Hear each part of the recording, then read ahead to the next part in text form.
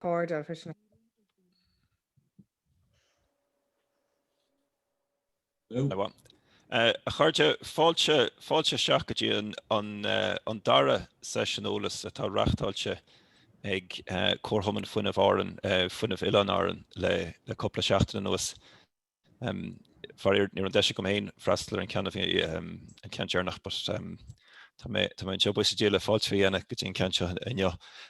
Is mis ruí anéil tá mé le sinna fi gréigonach in Údarás na Gaeltachta agus soch a dír afra agus lí arm soch a coppla focail ráig an tús. ó am go ham tugtar an unordúing fáiltiú a dhéine ina lehéid de ócáidí agus beidir nachhfuil sanolas le agin in sa réimse agus an gnáród na fáilte agus mulla thuirt don cuiste agus bála sinna dhéine tá an obergenta agus tá sé intach na session seo eáil. Ní bhána session seo eáil ach dúir eáil an ghilge freisin is rud intach agus is rud an scothán agus mullam sibh go hard.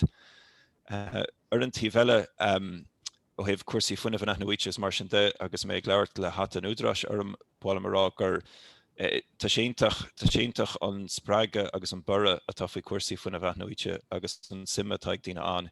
ó heh an Údarás ní an taú beidir go ddíireach le dína éonar agus dína príomháteacha leis an léim sin a thuirt idró cuasaí fuinmh agus idró cuasaí fuinmh nach nuite. Ach tá ag taú le cólachtaí agus tá ag taú le Eagraithe forbartha pobl. Íireachta dhéine le bura a chur fin réimse seo tá sé luúte going héin mar chuid den plán strateisiach ag an Údarás atá ddíireach seolta going le déine go bhfuil forbert Gaeltacht in Údarás gur sin ceantas na mór sprucanna a going agus braníimiid ar an focail in Údarás agus an Mharthanacht a heh cuasaí teangolaíochta a freisin ó heh cuasaí timplachta agus a cuasaí fuinmh agus mar sin agus tá sé ddíireach ó táhachtach céine. Is sin ráte beidir má bhanam má hatte Údarás wem ar 5 second agus má bhranní mar heh cuasaí solar agus solar PV. Tá picú jazz an sin de Gian taobh hir de má cholaí dermot an sin de Gian tá ar ma dhéon hain in Indruáin tá rein solar PV panels a going agus tá battery a going agus tá app anúsáideach a going nuair a bhfuair na panels feisty ar an teach bhénig breanú ar an app dearhin gach 5 nóméid le checkáil cimid watts a bhí ginte idir an checkáil dearnach agus an checkáil is déanaí. Sin de réir a chéile d'urbar sin na seachtaí bheith checkáil an app uair gach 10 nóméid agus an sin uair gach lethir a clig. Agus inis le bheith fearailte tá mé bucharaig bheith checkáil an app beidir uairháin sa teachtain nó mar sin. So tá réir a chéile tá cinnal na withdrawal syndrome symptom sin cinnal ag teacht agus dúir a chéil. But as mé brandú ar an session seo nacht agus mé anna fáiltiú agus tisim go ahfuil go imi i bhád th am go dtí seo is tá bronar marráile just couple focail rá agus tá imi th am hena féin. But Har ein ábhar eile measam go bhfuil ní marrá bhfuil éon sanolas in éonar agam ar cuasaí solar PV ach tá taithí a going fumaríd chuirthar an teach hartar gábh léanahan agus is stocha le gábh líon tá hartar measam ar meán hartar 5 fan géad de an fuinmh an úsáidtar sa teach dá dhéanút ó na solars. Tá solars tá hartar 5 kilowatt solar a going ar an Gian agus an sin tá battery a going le haid 5 kilowatts. So bhfuil chu sin tá choras a going le haid an fuinmh breise an nachhfuil in úsáid sa teach. An fuinmh tá an úsáid ar cédal sí sa teach úsáid ré le haid an letrachs le haid laptop seach mad sa túúl nó an saoir na lasan nó péradí tá ag náid. Éonrad sa bhla an teach na batterithe an sin sa bhla chu sin a ríist tá diverter eile going le haid an immersion a chuirsúil. So tétar an tuisce the as an sin ar deire gachrad eile ginter agus I lá socha le coppla seachtain nús ginnig an túfás fuinmh agus bronnug an fuinmh sin go sír agus ní sam go buíoch, but go sír go dtí an grid náisiúnta onas go meachtaín eile in an lasafant as na solar panels atá thuas ar Gian ar teachan seo. So is doch Tá mé cinnte go joí sibhlín na hábhar seo ar ball faoi daine le bhhad níos mó taithí mé héin agus bhhad níos mó sanos mé héin, but is doch é leabhart mar cinnal duine éonar so go tá an sásta leis an bailach neacha sé go dtí seo den na solar panels. bhfuil siad ní íoch as do péin se lua fós tá leidú cinnte in sa bil electrach massam agus ri gan éon fear anlí síana bheasíon gomad ag sábháilt beidir hart ar €100 ar gach bille gáhí is sin ráte tum na déanana rein sábhailtí freisin ó thaobh ola do bhar ghfuil an diverter seo le an immersion beidir im líon an bhfuil me a sábháil €1,000 beidir gohfuil tá na córas tá si dír go leor so is toch a bheithart a bheith is toch ní bheithe beidir a dhéine díireach le coppla pinion nó coppla skilling nó coppla euro hábháil is toch bheith géirí is toch rud má faoi dal festithe mar gúil an so féin tú dehathú ag ceappa gúil tú déanana difriocht beag ach difriocht éigent Massam dó go nachró is sin ar fad nuair a hagan an choras le haid an díal nuair bhfuil tú an faraspára agat a dhéal arás a chuín choras. Tá sam go cólaháin letrachas bhí mar ag ahrú ar breúir na tarafií agus ar dearan ar ahrú mar, but bhí sé gceist bhí mar smuoine faoi ahrú agus ceandas na pacastí bhí na grota an ahrú agus go mehan an rud a dhéal arás. Is an ráid se bagá ar bhla bagá an choras al festithe a bhí molta ag an cólacht agus bhí sé hena fin festithe going agus dúirt siad nacharach sé. So tá a súil nó dréim go mór leis an lá go meich muid an roint kilowatt sa dhéile stacatí an gréán is an ráte chugas ní égur dear an dana tásta fanna go faideach. So ar méid sin ar fad agus is mar intro uafasach fad ag dtí session Harbh a simú a rís má leiscéil faoi cinál dulaisteach i má situation percent seo os choir sin tíine ach go bhfuireach ní dólam go léon bronaring gur churmar isteach as grin mar festú ar na panel Gréine. Skill novelty item an freisin tagantína le branortha agus is sumí chora is sumí tránónta a chatar ag play na solar panels agus stuff so is fiú mas dúireach le overplay is fiú rudí cinntiad a chunomla mar ansásta lo bhí siad festí in reintribli de eistú an choras ar fad dúireach eibrinse agus tá muid ansásta go dáta. So ar an méid sin be mé anhiún tá chlár ansamúil roing amach an nocht mar ecan si vertíh lá léan seo tá bei ahar le genne uastatú an scéim takeíocht de microginúna agus an Jones ar fáil be mé hen ag breúir sin agus iníos sin bei taihí person de PV bei Brian Murphy agus Dermot Crombie ag leabhart faoine dahí héin agus a chud sanolas héin as an sinnar dearra bei column ó solar home ag tuairt cinál chuirsíos doing ar na raní agsúla PV atá fáil agus tá cinint sin an simú. So ganna hiile muile ahfuil go mbeid a sutan deis an fáilú seo dhéana agus tásúlam goim a deis fáilú ag an deíana tris sin cean seo a bheith cho fádalach. So mí maihíigi. Tá mar fád roií breáasta fáid a chud ruútainna sé chéadú eile, because Dylan tún jobháid níos hééis gan an am líana ní bhíon in deachrocht daine sin. I know, ach tá sé gúní simú, I suppose, an na scéalach an taihí person atá ag dtíine leis na choras seo a chléiste, mar ní dóilem go naibín éon rá choras mar chéile. Tá síl difriú le daoine, tá setup cinál difriú le daoine, agus ní aibín an choras céine mar chéile go chiileach. So tá sé an simú a chléiste ceú a gobar riomse leis an battery leis an inverter atá chuid bud isteach sa sonisci te freisin agus sin nach a fólam mín muid a lug faoin choras se. So ní mu se go se bechanneal a bhád tá na deontais atá ar fáil ón SEI an bonachach camera, so ní an scéal mór fada ó hop sin.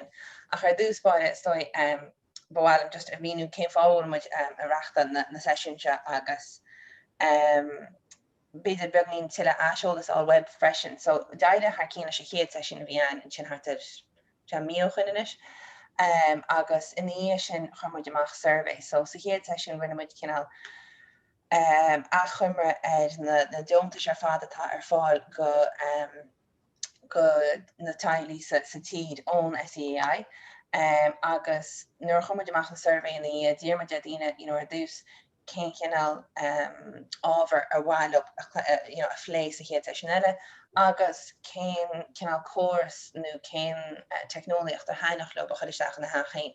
Agus mar ecinn si an sin sa dácheis sin hí na green final a bhád chun cín chud a horta. So sinna fágan muid a play na green final in se nacht. Tá breanú te go bhfuileartsaí ag daoine na córas teas an na heat pumps, na feiceilí electricha agus rinne muid golóirlé arb sin sa session dearnach.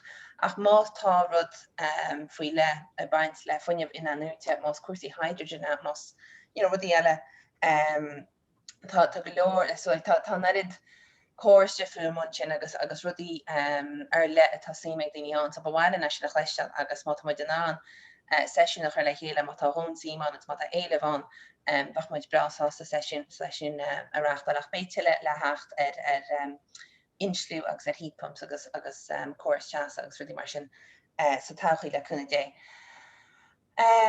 In sin na deontas tar fáil an SEI in 8 muid caiinte na deontas tar fáil go gnóí agus freigna mór míltacha ach ar tithe go príomha. So le deontas áil an SEI le PV a chuisteach ar a haach faoi láthir.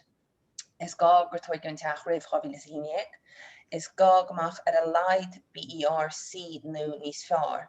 Ad héis na peine a chuisteach. So is stoig go táhacht just gomach daoine ar an ardal faoi sin chomá.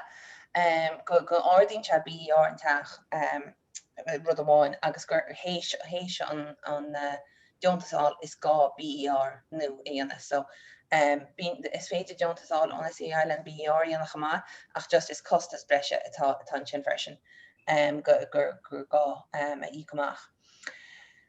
Ícinn siad suas le €9 an kilowatt sin agus is suas le 3 kilowatt an méid just mú tú an áil faoi sin agus sin is €10 an í sinna. Agus sin má an caiinre martá ag roirí, so €6 a chuinn ag na caiinrí. Now chuinn te sin go mór leis a costas, so tá PV a hain réúnta a dtíobh costas ach chuinn na caiinrí go mór option. So it's just rud sin is floi gur gá a phlé agus is fiú go mór sí ri le inaltóir agus é phlein le amach go a heachsa gon úsáide tá a dtí funineh más chlán atá Somáile an an lei nó chlán atá imi a gabin mar scail an an lei.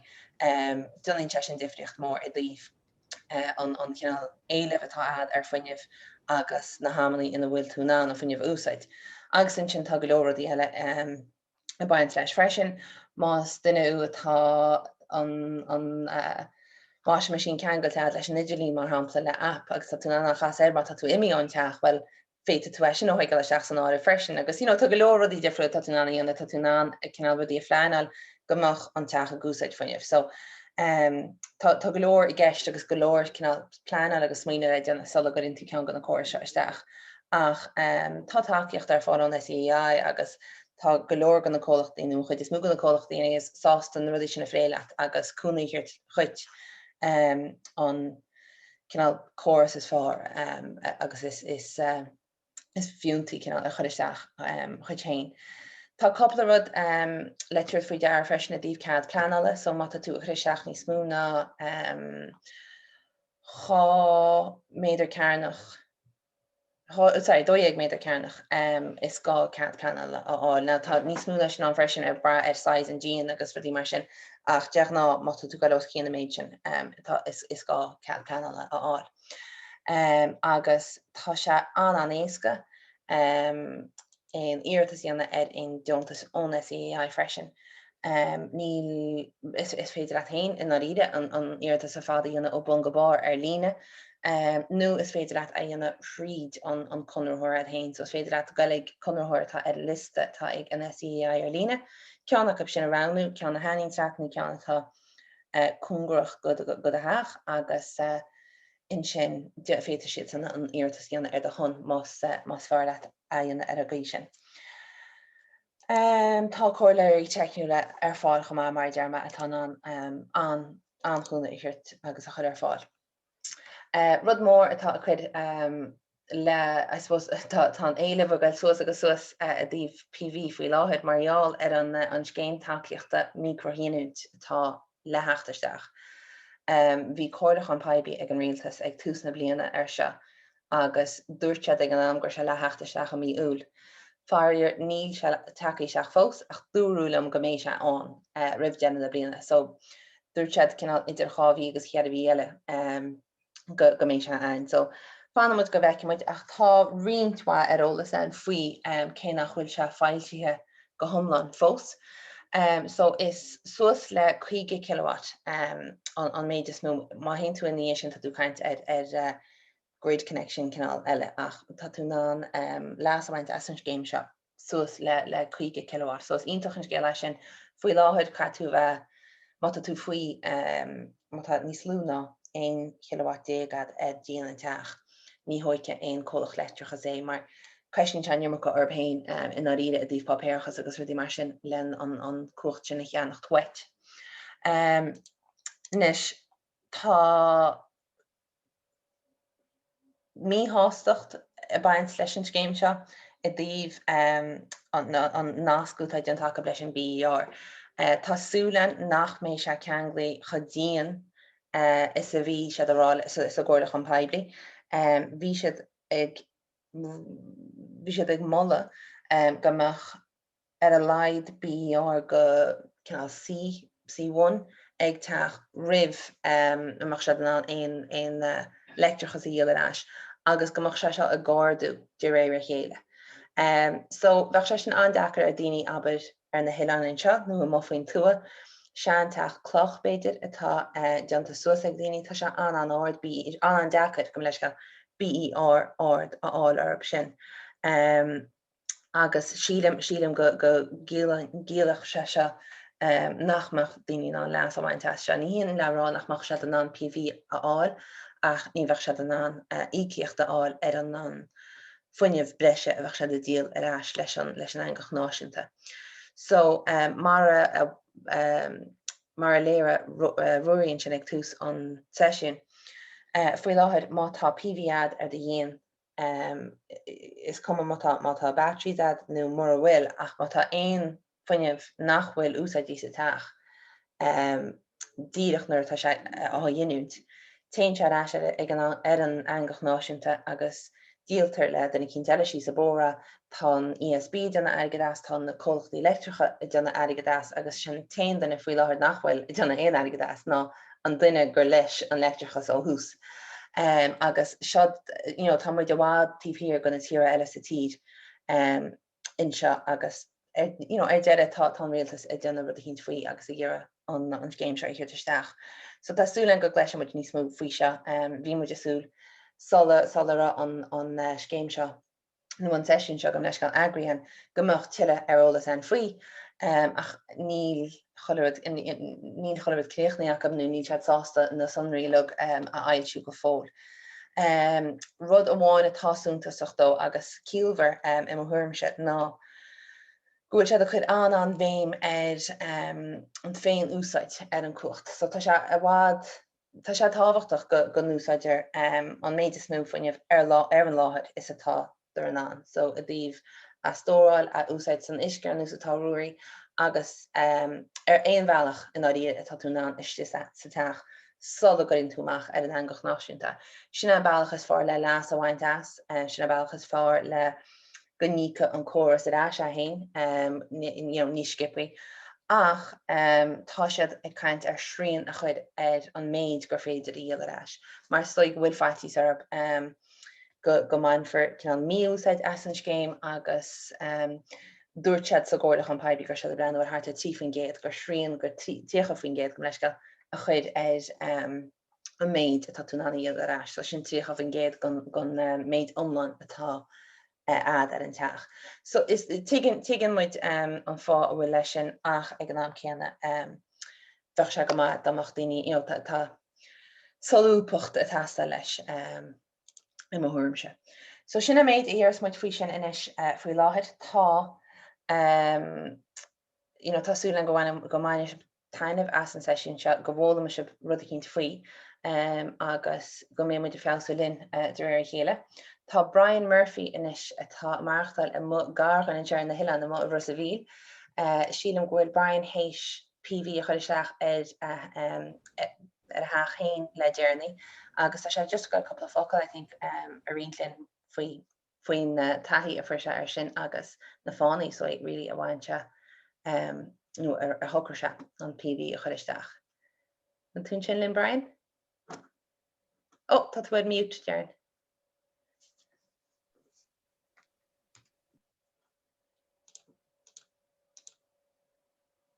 No. Hello. Well, me first stop. Oh. Okay. Hello, Cologona. Just mar a dús for Tomisha just tossir seo mi mehav agus karma is Jack fihe panel agus chulla híh gan Gian acaháin ó hua so tá cinál system I suppose magaloram ó híh cinál dhearann siad muscle ar cos tosin sé galúr margin agus scrutiny sé dearnach. Galore gonna ruddy atá amsa tá ag ruaí agus gagna jinis ruaí mar scéal hain but tá sé níos fuide sí sa bóthir so is maithan rud ag bhfuil sé hain chosásta agus bhí mise a feicáil just tíbhas go gábhí a feicáil na figurí céine atá ag ruaí hátar chuige fan géad laidú ar rudí agus tá mé ansásta leis faoi láthair agus rud Beiidir tám sa Beiidir nach bhfuil ag ruaí agus daine is car electric agus tá sé gúsáid an car sin mar battery cos ní léon batteries amsa súla ruaí agus tá sé sin just a gaibrú ionintach especially saora agus an aimsir ionintach bhíon tá sin an é chargeáil Beiidir 2 nó 3 uair sa ló agus mar an app I think sin an rud is táchtaí go bhfuil an tólas sin atá at just cóhéasca agus tá tún an tá mé gúsáid an códifriúil inis sa bhí mé cos tá mé chur an car ar trickly charger támsa comála charger má tá fast charger agus trickly charger but marall go mé gúsáid an green úsáid mis an trickly charger so tá mé just tógann sé níos fuide an car bheith charger se sús ach tá tún an rudí eile bheith úsáid ar an chorus an rion freisin ag an céine ach scatchí nuair atá an car den ré tá daoine chur síos an meisiíneachán nó an aon nó whatever so ribh seo bhí rudí just scatchéir is cuma if colourhut was ag an céine ach inis even tá na gasú tá trúr dégóirí amsa tá siad sanna gur a brenn an app agus tá si a dúirí deara an spikes sa system nuair atá an kittelir agus an aon agus an char ag an céine. So tá siad san tá an simach agus a gymplocht agus rudí tá vegans agus vegetarians agus rudí sin so tá siad páirseach ar an thuras agus I think is rud maithe sin go bhfuil siad san na fólam an nerd agus ná tá siad san na ggéire an app céine a chur na phones atá acapsan. So the electric car is a gaibbrú ionintach as I say Thomas go gnóthach le déagóirí gol ó áit go háis tréinál agus matches agus sinna chachans tú an méid sin brosle ar sinne gná ach leis an chorus seo agus an trickly charger go seach an aibann sé just dochreite. Cé eile bhí mé rá well rá tá cúpla rud ag ruaí atá miseach a tríle agus that's an rud le haigh an immersion agus rudí mar sin agus Beiidir nuair nach bhfuil muid sa teach agus ag gobar amachchan seo go mbeidh níos mó smart devices agus rudí a bhí sin faoi Beiidir go bhit tú an meisiíneachán ar siún nuair nach bhfuil tú sa teach so tá mise tá cúpla rudí scríbhte sí sam even an Seisiún seo a bhí simamsa an but ar an omláin as I say it's a 7 kilowatt system atá chur agus tá mé sásta go dtí seo go speisialta leis an app agus ní fear mór technoliaach me sin ní mé techie in éon chur but Marial go an app co-user friendly agus tatu an colhort ekol co-heiska agus it's just genens on another fad course simply agus I think as in knowledge is power agus Marial shin tamisha fólum collo agus trial an kocht tam hene a jenne a chuinál agus úsáid in áitbheith a choráis ag an angach náisiúnta. Agus an céad céim eile chaimiisiana is in the batteries all agus giving níos mó smart technology agus seans dheofmuid car electric eile don darna car. So ní meán tosaí ní mé masanú ála a churbe, but tá golóir simamsa an agus tá mé ansásta kind of go she's on board shot. I'm just ansásta go rinne mid an cinenne go ní de chus Jack who chuirsí the Jack an á de chus Jackie the rinne si mar seo anna skipi I gcónaí an fón éasca le déile lob agus dúirt siad lom ag an tús by tú gcónaí ar an app agus fólam agus I said oh ní creidir mission ní hé sin an so duine mé chus Jackie agus le cúna GI Roshi, but it's Marial an app go bhfuil muid ag nerd úsáid agus an bhfuil siad muid cósásta so Solar Age is an tanamar an app támsa agus féidir bhfuil app níile agus le cúna J bhrálam like dul síos an bóise a fáil níos mó cin gadgets gan é seo a úsáid. So sin é más scéal go dtí seo is any meachtasí le cúna J comid ráilis an chóras seo agus tá mé ansásta go dtí seo. Ítach gur míad amach Brian. Tá sé nó tá an simúd I suppose na scéalta se le go chleistal even just to go bhfuil tú an car electricha úsáid mar an battery chuir seach teach agus is bailach an éfachtaí é sin le rudí dhéana. Tá cleachta má ag Dermot ar sin thosam.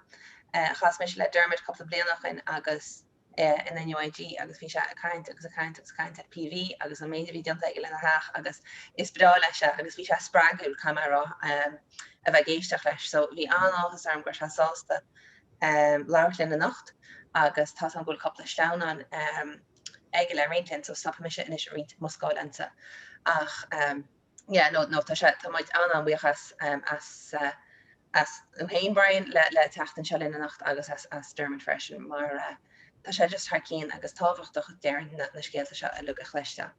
Bhfuil tú i ggéire an rud a réitlinn sin Dermot agus tús a chuir le a chuir lá. Okay, bhfuil tú an mé question? Tá. Agus inis nó slides mid an Muid anhuioch go bhfuil caiinteoí gaeilge in seo nacht atá ná na chuirlachar se gaeilge. Tuigim nach bhfuil beidir gachtainine agus gachtainine gona caiinteoirí an leis na dhéananú sásta sin dhéana ach tá se haar cín go bhfuil le a gaiilí linn go fáda se sa sin síle agus tású an ghfuil chuilehanne an ná muide lenacht. Okay, an bhfuil si bhíon an má slides ar? Yeah. Which is in an okay? No. Okay. Yeah. If you're dumb, so on Victor, if you're dumb fain, shin chak corja dumb, agus tá sé amach on grid fad. Tá 8 panels again. 8. Agus tá sé ag déanamh hydrogen in san saoire agus úsáideann sé an hydrogen sigéire chun electricus dhéanamh through fuel cell. Agus tá an teach agus electricus chas agus gá EVs, gá car na electricus. Gachrod solar. So it's féidir é sin a dhéanamh. Cos nó sé beagáninn, but it's better. So touch on corja some touch a trace a shot, you know. Augustan system shin is shock capum 3 billion, major caribly. So Neil Shin Noah. Okay. Right. Okay. Arash Kadima slides. Boom. Okay. So oops. Yeah. What? Okay. So Shin on play yesh Aaron yesh. Shin an chalk bedmid ag laut fui enough. Chalk Noah tosh blina one agus fecond to the panels on Shin Aaron Dean. On the panels Neil sheet Dove toshid Dove Gorm toshid Bjognak Morgan election na tile. Marial go will on Chuck Noah Toshe BER A2 do agus shin Riv Aquirmur on PVR. So Captain go will she A1. Ton chas and chas ag chucked on heat pump agus ton chuck ag vacant oh yes. So shot on Shomra Fontes, thought one on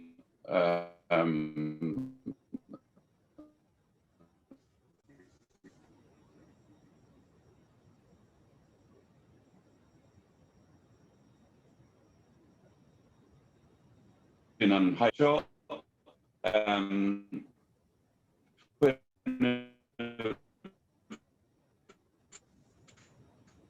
Call it Dermot. Hi Dermot, Mastu amachtas an the camera hain a chassie mar tá on signal just to gemacht. Beidir ma chas an last the camera go Joshua.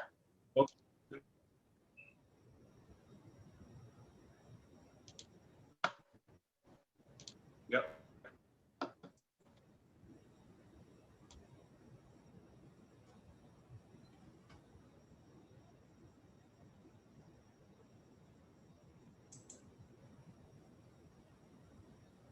Well, Dermot, Imi Luganish? Imi Luganish, actually. Beisha Tachta a reach to my Kinta, Gudukashanish, Nisha Sashumer Fehef Fos. Shantruya and Marvisha, Visha Simul Amid Visha Spont. Masu Amogam with Rai baited Mata column o solar homes a gira a chur láthair aana agus tuach muid Údarás in díist a ríist ag Dermot in the sin baidir. So tá column in seo in na nacht tá se gael chur láthair aana maidide leis an méid atá an cólacht solar homes dar aí in a chur ar fáil. Siadam go bhfuil column gael an chur láthair se aana I méarla mar go bé atá se is compordí leis ach tá míle fáilte ribh agus gurmaid column.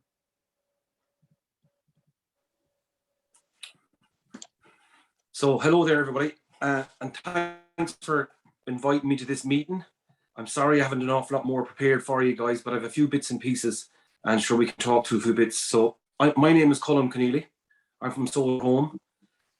We're a company based in Galway, and we're nationwide on solar installations.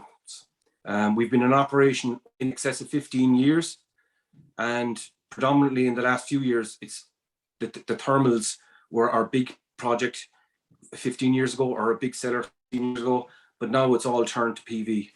We still do some thermal as well, but it's all PV and battery storage systems, which we're fitting nationwide. So this is a quick run through of what actually a PV system is and what it's, what the benefits and various bits and pieces. There are two types of solar systems primarily used in Ireland: solar thermal systems which heat hot water. And then there's a solar PV system which produces usable electricity for a home. solar systems are becoming the most popular renewable energy source in Ireland. Can everyone hear me? Yeah. Yeah. So they're fast becoming popular nationwide. There's not a town or a village that you'll be driving through, you will see a glimpse of a solar panel on the roof of houses. So we'll just flick to the next slide there, I think. And there are different types of benefits from looking at PV system. There are a lot of people would look at the economic benefits, obviously for generation of money or whatever that would be, economic benefits. And then there are also the environmental benefits of solar PV, and they speak for themselves. If you're producing energy from the sun, you know, it has environmental benefits on other sources of energy. Let me just click to the next page. A photovoltaic system is a power system designed to supply usable power for a home or a business or a commercial, whatever that is. It converts sunlight into electricity by the means of photovoltaics. So what is a photovoltaic panel? A photovoltaic panel is basically, it's a cell. There's a P-type conductor and an N-type conductor within a cell. It's really old technology from back, it's decades old. But basically the cells react differently when sunlight hits them, and they produce a little voltage in the form of a DC voltage, and that then is what is produced in a whole panel. A whole lot of these little cells get excited when the sunlight hits them. So if you have sunlight, if you have a panel on your roof and they have a load of cells within them, if you ever look at a panel, it'll comprise of panels and cells, and all these cells will be linked together, which would call ribbons. And at the output, you will have a voltage across a pair of wires. Sorry, no. So basically that produces a DC voltage. And that's how a solar panel works. And it's a solar cell is one part of the system. And then a solar panel is multiples of cells within a panel. And then you have multiple panels within an array. So the system consists of solar panels on your roof and then a mounting system. They have to be mounted someplace. So primarily a solar panel is mounted on the roof of a house, and that roof could be a slate roof, a tile roof, a metal roof, or it can also be mounted on the ground. We also fit lots and lots of ground mounting systems where people just don't have the perfect elevation of a roof, or they don't have a good orientation for fitting solar panels. So you always have the option of fitting a solar panel on a ground mount system. If you can see that on the slide on the right hand side. And we just click on there, please. So then what does the system consist of? It's a panel on a roof. The panels get connected by cabling. It comes down to AC and DC switches, and then it's connected to your inverter and your batteries.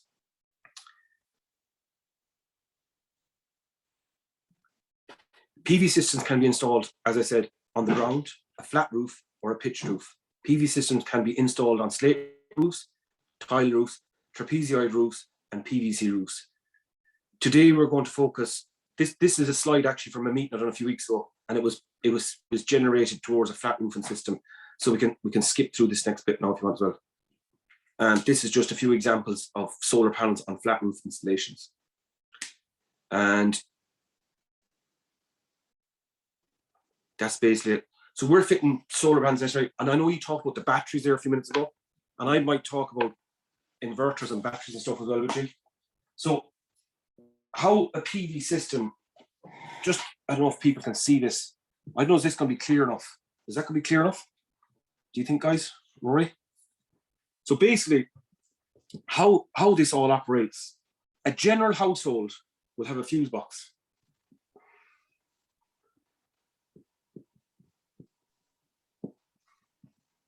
The fuse box. The fuse box is fed from the ESB.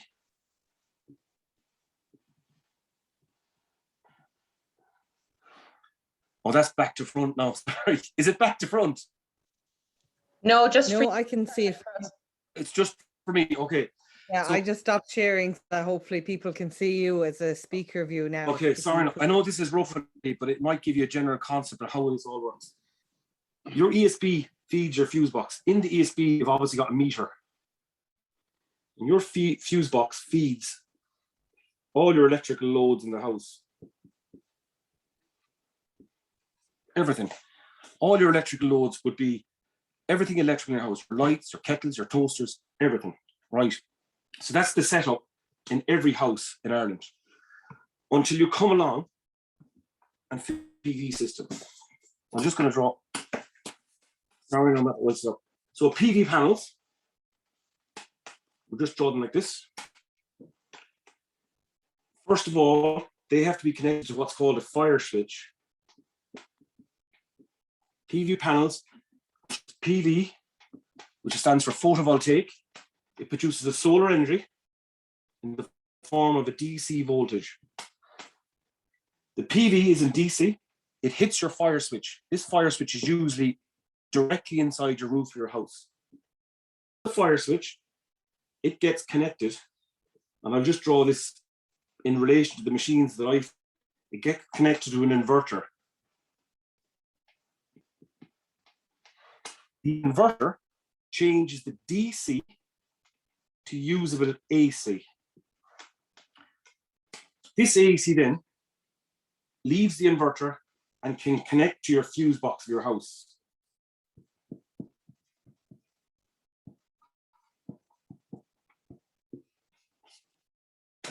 Okay. I'm better there, right? So if you're producing energy in your solar panels, and don't forget, down here is where your ESP is.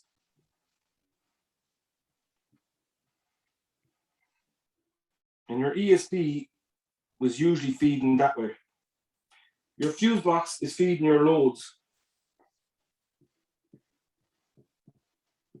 Your electrical loads.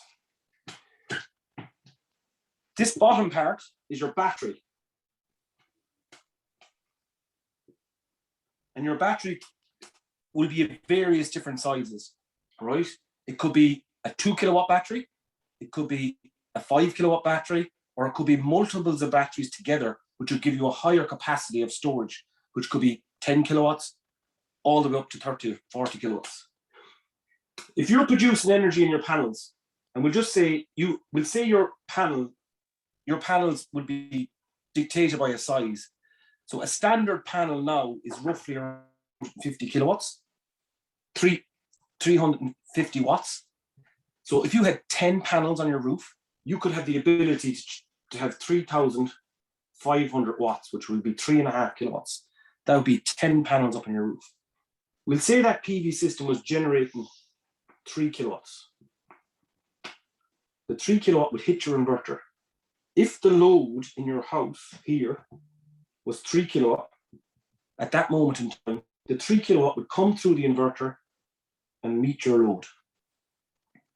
Where the battery comes into play is, if you're producing 3 kilowatt and your load in the house is only low, we'll just say 1 kilowatt, your load requirement in the house is low. If you're producing energy and your load in the house is low, that's where the battery comes into play. Because the battery takes the surplus energy. If you're producing 3, you only need 1. 2 gets directed into the battery for storage. And that's the way a battery works. But in some cases, the bigger the battery you have, the better it is. Because some of the batteries have better charge and discharge rating. And I'm just going to wipe this out again. I'll just speak about a battery for a second. A battery works very similar. Think of it like a barrel of water. Some batteries has what's called a charge and a discharge rate. So we'll call this your barrel of water, or you can actually call it a lake either. Your charge will be up here. GE, which is going into the battery, filling it. And your discharge is what leaves the battery.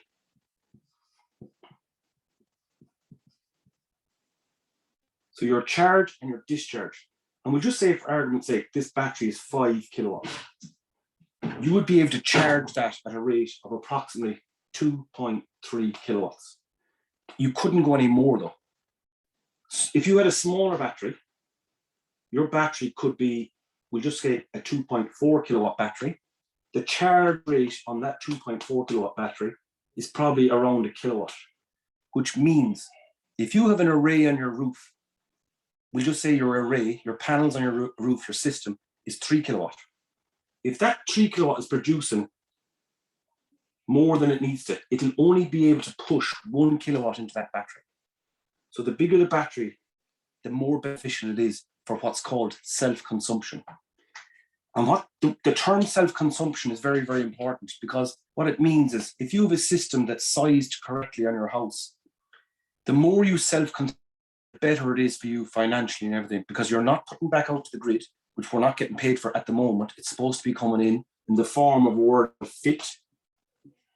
You'll hear this word FIT, which stands for feed-in tariff.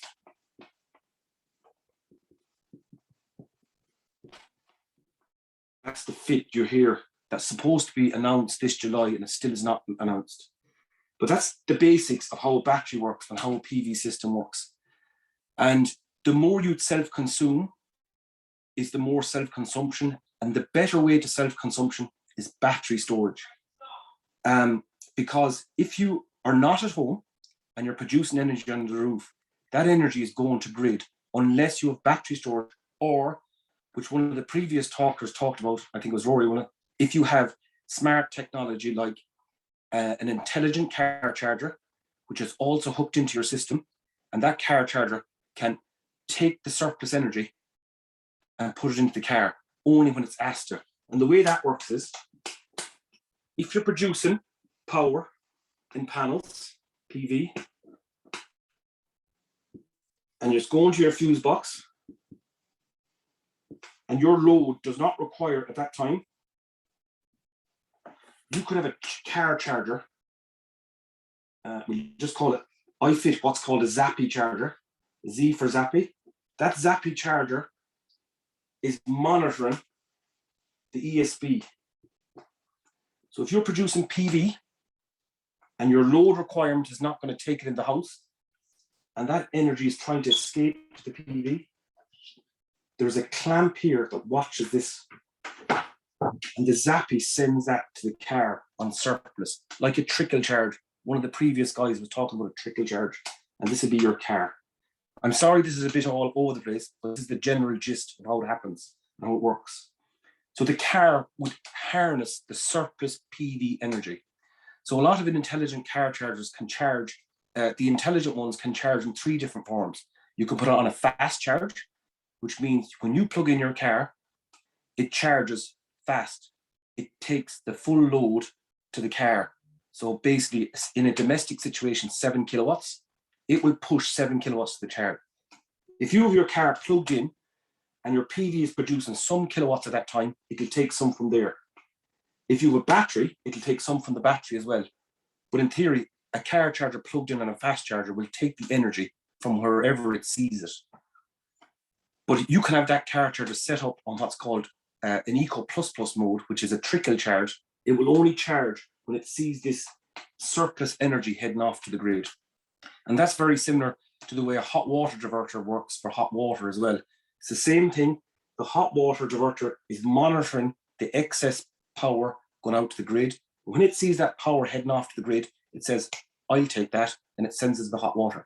If it sees 1 kilowatt escape into the grid, it sends it. The power diverter will be part of your load. The power diverter, PD, it's connected to your cylinder, hot water.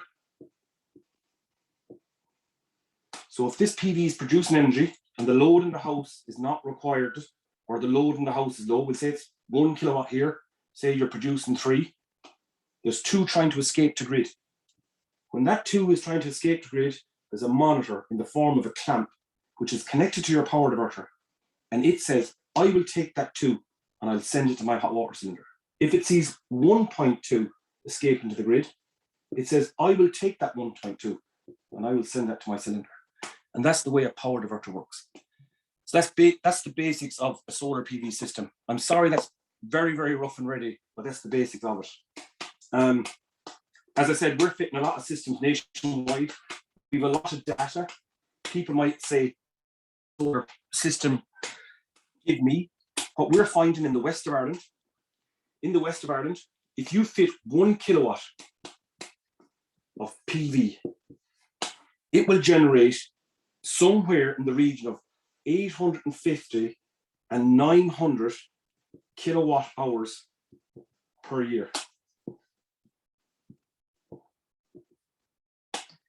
So if you fit a 1 kilowatt system, and what a 1 kilowatt system would be, it's roughly around 3 panels now. 350 watt panels is roughly a kilowatt. If you fit 1 kilowatt of PV in the west of Ireland, I know because I have the data on it, it will generate somewhere in the region of 850 to 900 kilowatt hours per year on a south facing roof at about 30 degrees. If you're over in the east of the country, that will increase to probably 900 all the way up to 1,000 in the east. So that's basically it. And all you have to do is do your multiples. If you fit a 2 kilowatt system, it's going to do double that, and so on. All right. I don't know, is there much more? I could stay talking for ages on this, but that's just the basics of it. And there's lots and lots of technology out there. There's lots of systems out there. And it's a learning curve for everybody, you know, even in the industry. You know, do I know everything about PV? No, but you know a good bit about it. And there's no day that I don't go out fitting and installing that I'll see a different angle or something else. But that's basically it. And we're working nationwide. We're Solar Home. If you have any questions, you can contact us directly by email, or you can contact the girls either. Like if there's anyone have a question, and we can also do a full solar report, a 12-page report in the form of a system which is called PV Sol. So basically, what that would be is, if you wanted to see what you could achieve at your house or your air code or whatever that be, we would zoom in on you in Google Earth. We put in your air code, put it into the system, put in your variables. You know, is your roof south facing? Is it southeast, southwest, west? You know, there's different options available there, and there's different information and feedback available. The thing with solar panels, I find, I on my own house have an east-west system, which means I have, if that's the pitch of my roof, I have panels facing east, and I have panels facing west. And is it a good system? It's okay, but it's not as good as south. So it's horses for courses. Shading, there's a whole lot of different factors involved in a perfect PV system. What I always say, when I go and look at survey a job, if you're putting panels on a roof or on the ground, stand where the panels are. And if you can see a perfect clear sky with no interruptions, you're going to have a good system. And I know that. I've hundreds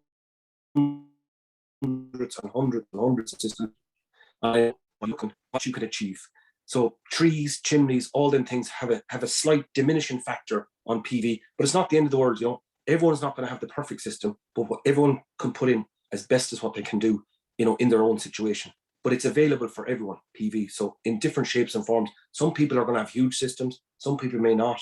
You know, it then goes down to, you know, your age, your family size. There's a whole lot of different variables in it, but all that information is there and it is available. And that's it for now. My name is Colin Keneally, and thanks for being invited to this meeting. And if there's any other information or questions you have, you know, belt away. Thanks a million for Sorry, that, no, Colm. sorry, it's a bit rough and ready, but No, you explained it well. You explained it well. I definitely learned a few bits there. Avril, Níl Samon Mugarashig, Dermot. Yeah, so maybe thanks, Colin. That was brilliant. If anybody has questions, we've got a few, I know, in private chat, so we'll come back to those maybe towards the end. But we might just see if Dermot wants to give the presentation another go there. We got cut off earlier, and he might just show us the installation that he has and his setup that he's showing us in this house, and then maybe we might come back, because I know some people are have a couple of questions for him already as well, and for Colin. Yeah, and I know we're running a bit late on time, so if anyone does have questions, I'm sure Colin will be happy to answer them after this if I can get back to you with them, just in case anyone has to head off. Okay. An bhfuil tú an mit pleasant? Tá. Dermot, yeah. Okay. Agus bhfuil tú an mo slides fecin no Neil. Gavin. Fós, no? Both, yeah. Okay. Screen share. Boom, boom.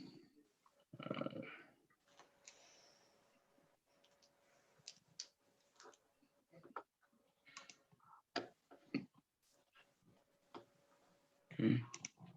So I'm going to make three one. Yeah. So Okay. Okay. Yeah. So August. Sure.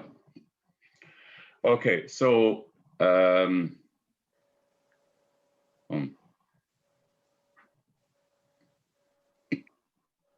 okay. So Shin an Shomer Fontas. Shin DC.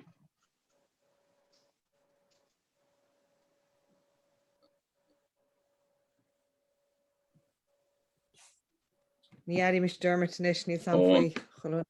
Hybrid inverter. Im here again. Thought you just Údarás Nishni. yeah. Yeah. Okay. Shin batteries. Kindly 3 keen.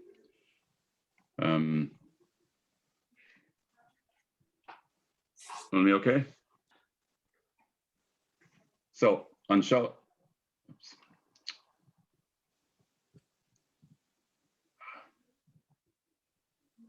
Shin Tulsa is typical.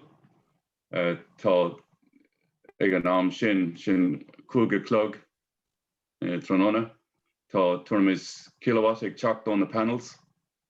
Dulgadian inverter. And quite a small then kilowatt Shin touched the Dulgadian batteries. Tal Bioganin Dulgadian chalk August Neil Fak. Biognak Fak Údarás Gadian grid. Shin system ma. So chalk show fresh and tall car charger. Touch a Shin August show smart charger. Is further that charge oil 3 kilowatts no nislo. Moet we on my question? Oh. Okay, yeah. So Shin Gakla agor mi yul kv kilowatts hours vormid on solar. August feckin to Lama vormid turmis da shaft kilowatt hours. August kubla lehin near on turmis 8 kilowatt hours.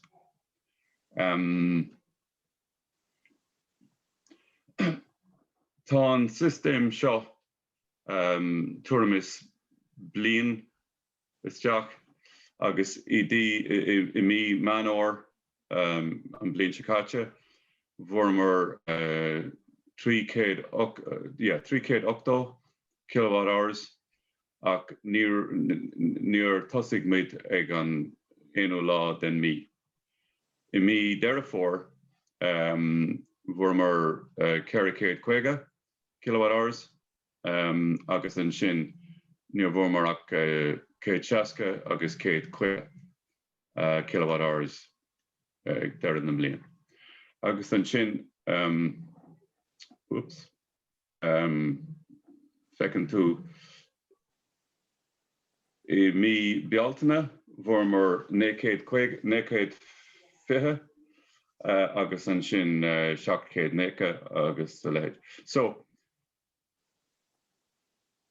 Biognak blian fad vormer 3 octo kilowatt hours. But you know, ta bioganin ella an seo agus an seo le teacht ach turmis biognak beidir 2 míle a beg blian fad. So seo mar hampla cúpla leo hin again ag leafar sé tróna. Bhí an green amach, bhí 3 kilowatts, níos mó ná 3 kilowatts ag teacht.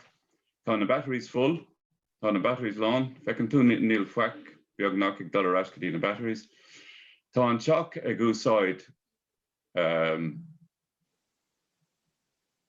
kilowatt in 0.8 kilowatts agus tá cuid eile ag $1 go dtí an grid. Right. So aggregate. You know, so, on solar PV, sin Serenashka on kilowatt hour. Tá rud a hugtar super night ag teacht bheith either go dó clog margin agus ceir clog margin bheith sin 2 cent per kilowatt hour. Nor tugging sé. Tá sé ámicint an blian shop. Cool me. Freshen tá an night rate, agus tá sé sin 10 cent, oops. An day rate, 50 cent, agus má tá tú ag úsáid petrol nó diesel, cos nóg sé tuairemis 10 cent per kilowatt hour. So, an kist a bheith agat ná cad é an slí I gceart an electricus a úsáid tá tú ag ceanamh ón ESB nó ag fáil ó the solar panels. So an cathamh I gnáteach I gcóir an bliain. Electricus úsáideann an gnáteach tuairemis 5,000 kilowatt hours. Teas a gcóir an teach. Electricus món óla gas bachama. Gnáteach tá sé tuairemis 10,000 kilowatt hours. So bheadh sé I bhfad níos ísle dá bheith tún an teach an inslú. Agus ag an deire den umper agus sé sin petrol nó diesel is bachama an gnáteach agus nílas an céir de bheith sé na hiláin ach an gnáteach in san éireann úsáideann siad 10,000 kilowatt hours fresh. Exactly the same as the heating. So, seo an rud is táchtach. Is sé an kilowatt hour is effecti an ceann nach núsáideann tú.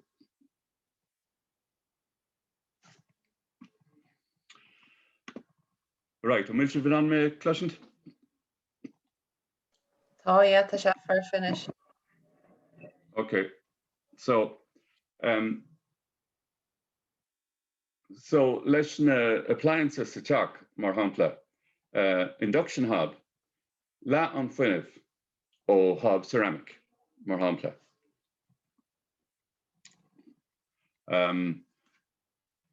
Heat pump tríú a third the electricus ó normal heating. So bheadh sé sin on a efficient oppression.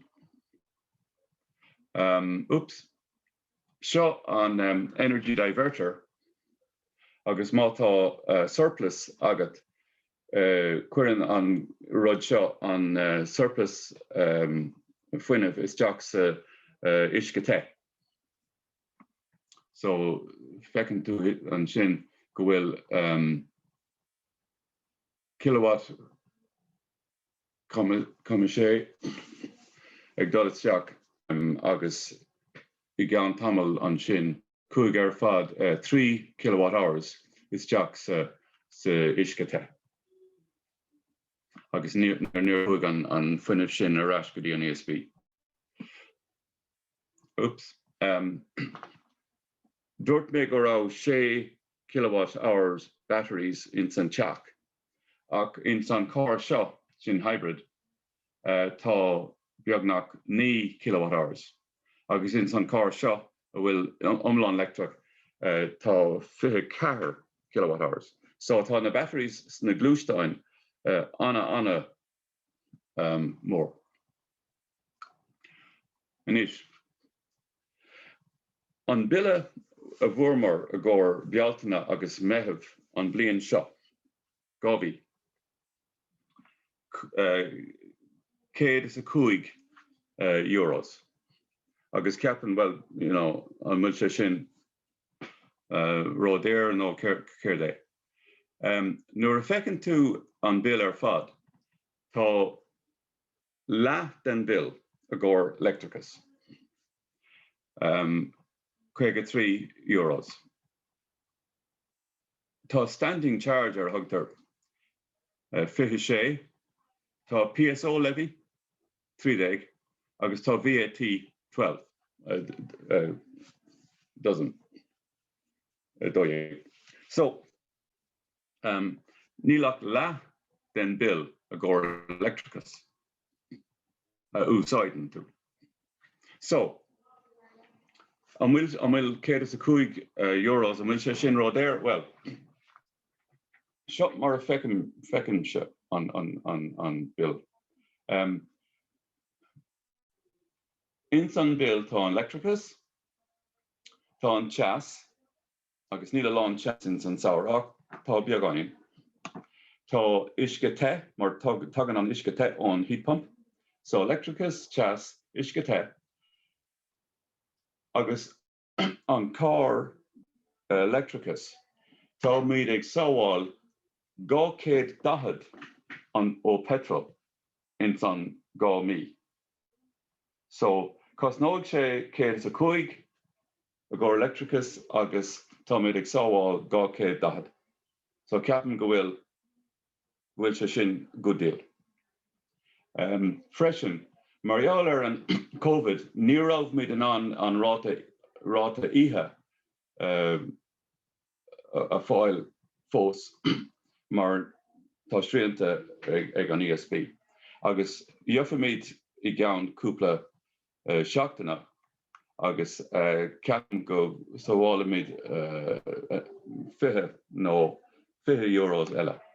So ceapan sé go bhfuil an tar éis bliain amháin go bhfuil sé seo anna good deal. Tá installation eile again where an system tá an chorus off-grid agus níl ESB ar an site seo ar fad. Tá sé seo a gcóir ar thugtar sports club agus tá sé níl aon standing charge agus níl aon electricus charge costas. So tá an system seo ag gobar a gcóir 6,000 agus tá sé ag gobar I gceart freisin tá batteries agus solar panels.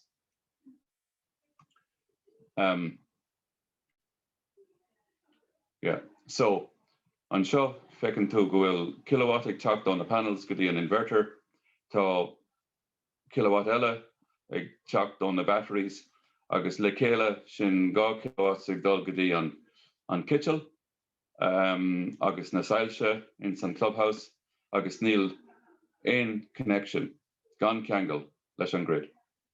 Agus tá an system seo completely séir an aisce. So, Kirstena. So tá go leor ceistena ní samta ceistena gaiisteach líise in sin freisin. Ar dúspáir tá ceist amsa chuite Dermot an chéad teach sin is spáintúchan. Bhfuil se sin in éidir in ceanna tá ag donna hydrogen sa saora. No, bhfuil an teach sin. No, tá sé in Sweden. Okay, agus tá sé den an ní fiber bit I mean glódaoine duna hydrogen mar sin tamáile. Tá muidir brenn ar cuasí hydrogen in se ach tá éan an máil a chuirteisteach. Ach just tá símam cecha bhfuil cuasí in sin. Yeah, tá an ceart agat. Agus, níl an hydrogen ach ag stóráil an fuineh. Is féidir an fuineh sin a stóráil I batteries, ach cos nóig sé €2 milliún an méid sin fuineh a stóráil. So, the hydrogen a better answer, a better solution. No, tá sé Harbh simúil agus deas na scéalta tíre eile cealt chomá. Tá an difriú le tarlú timp a down I le agus becheart a fáide. So tá coppla ceist in seo go colm chomá. So gamas sus in seo. So dús bhí colm imecht. bhfuil se imi? Okay. Yeah, bhí colm imecht, so that's okay. má tá aon cheist bé daoine an bhachtdaoine an rifoist chráine agus nó chur me sós chur actually sonraí colm dúirte go sé sásta ceist na hóige le hain, email nó ar a phone agus chur me sa chatted sonraí colm is. Yeah, ítach. So bhí coppla ceistin sin dermot maidir le na inverters, so lua ruaí go ceanna go hain le an iscite aber nó le an trickle charger sa chár a chuir gimacht. So I gcuirín te sin mór an leis an costas gon choras a hain. Bhfuil a gcuirín te níos mú costas nó a bhád níos mú costas na charges seo a chuisteach na diverters a chuisteach. An diverter a gcóir an iscite An nóg sé tuairim yeah. Or an isce tuairim is €500, €600 agus a gcóir an cór €500, €600, €700. Tá gachród agin áiticint. Difriúil. Ní se róhuiir really in áide má chuidín le las a bhaint as an choras ina online. Rud eile faoi cad planala a rá srianta a dtíobh cad planala a áil nó ar chuide se le teach nu a thuigeal dáach tú a chud panealacha gréine mar sin ar an dín. Well, an céad rud is tá sé anna táhachtach a bheith sábháilte a chuir na panels ar an dín.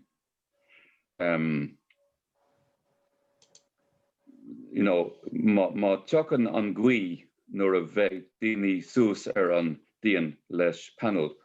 On the panels, 2 meter beagnach. Níl sé mar a chéile le ag cuir tiles mar hampla ar an díon. Tá na tiles beag agus tá siad trom. Tá na panel tá siad 2 meters agus tá siad leis an gcuí tógaí sé an duine amach ón díon má tá an gcuí ann. So tá sábháilte gachród a bheith anna sábháilte chun tiles chun panels a chuir ar an díon. Freisin nuair a bheith na panels ar an díon beidh siad ann na gcóir 20 nó 30 nó 10 bliain. Agus you don't want a leak. So tá cúpla system chun na panel ar díon I suppose, to put it in English, it's very important on an old roof to understand that people may never have been on in many years and think it's in condition. And then you get up to have a look with the panels and you find that the older has some problems. So you have to fix those. You do not want a leak when you put on these panels. No. That's critical. Putting them on a new house, there are special clips that hold the panels on, don't attach to the tiles, they attach to the A-frame of the house. It's vitally important that the brackets to attach to the A-frame. And so on an older house, you have to remove some tiles to get to the A-frame. On a new house, you can put the clips on as you're tiling. It makes life an awful lot simpler. So fits are very, well, they're very possible, but they're slow. Yeah. Oftentimes you go up and you discover problems that nobody has because nobody's been up there. So you have to accommodate that. Very good.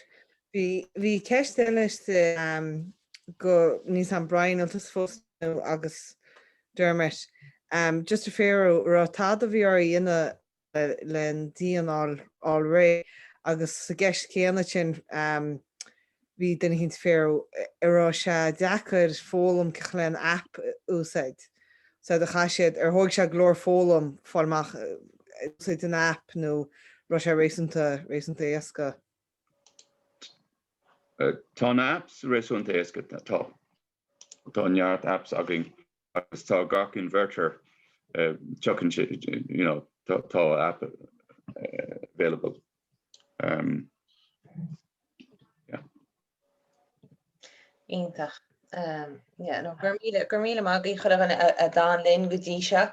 I think Tomadimi Findu Medanish Har Am, Bisha Simula Sasulam Gorolum, Holachana Dolam Misharodi wine session, so Tasulam Gorolum Holachana Rudikit on session. Agus so much fear we have gonna country or fad Gochana a Honik.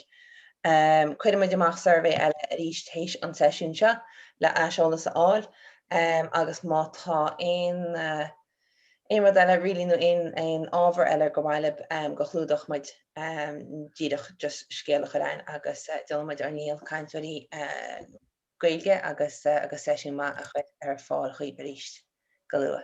Gurmida Maggie. Tom Foss? Top. Yeah, okay. Yeah, vi mis gober le Kiltech agus toshi there on internet so mata Kirsten and Dumpson no le Kiltech Yefamid Fragra.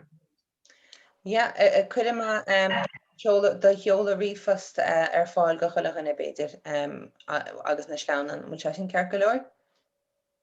Yeah. Yeah, ítach. Yeah. Gurmina Maggie ar fáil. Okay. Gurmina Maggie. Slán gachta. Slán líiste. Slán. Charge.